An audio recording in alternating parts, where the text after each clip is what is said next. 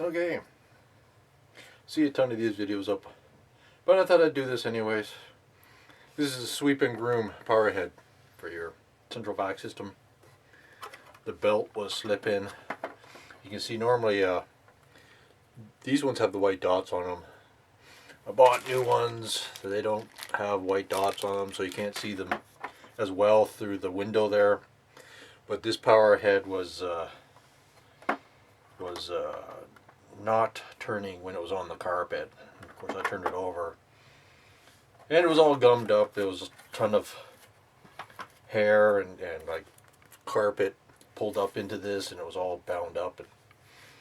And of course, my kid that's been doing the vacuum didn't know any better to look and check to make sure that it wasn't all gummed up, and I hadn't been looking at it. So anyways, it pretty much shined up this belt.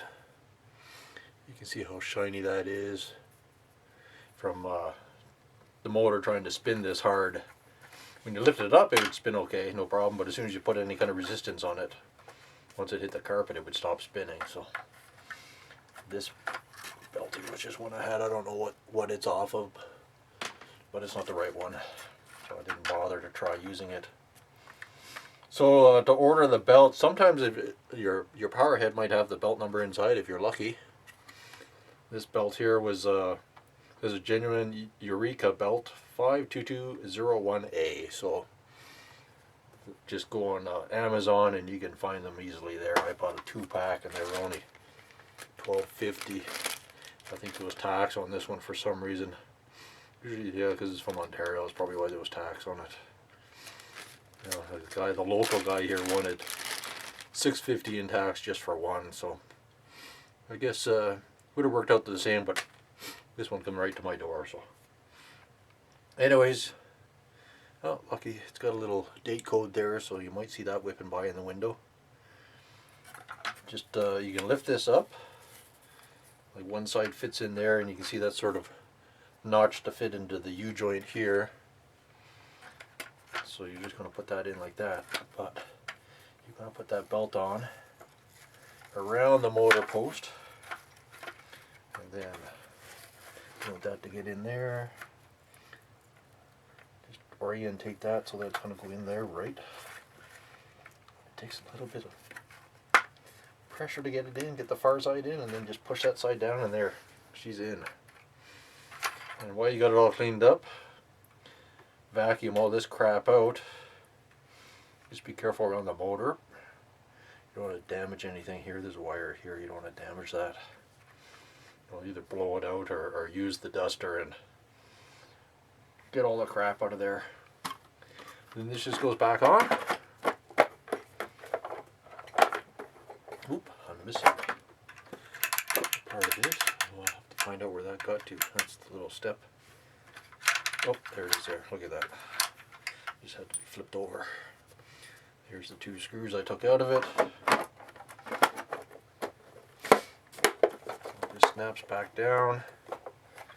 And these are where the 2 screws are that you're going to have to take out to get at that. When you take it apart, you pull those 2 screws out and you'll find that the front sort of, it doesn't really snap in, but it holds there a bit. So you might have to pull at it a bit to get it to come apart.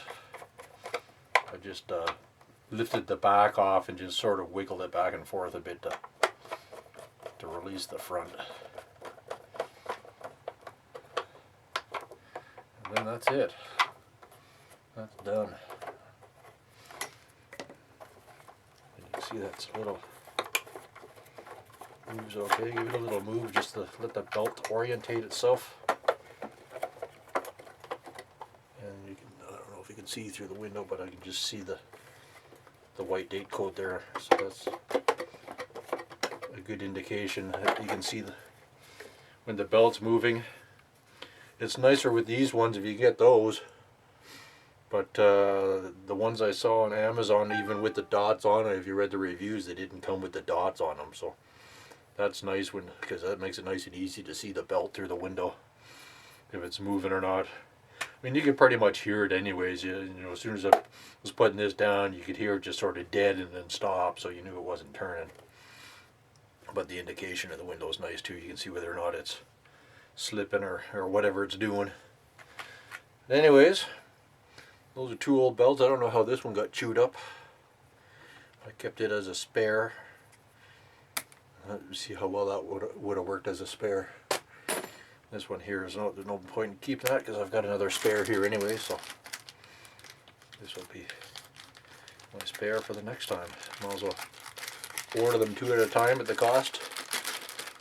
Then you got one, you don't have to wait. Although it's at Amazon. It only took 3 days to get it, or if you're in a rush, it's a pretty common belt.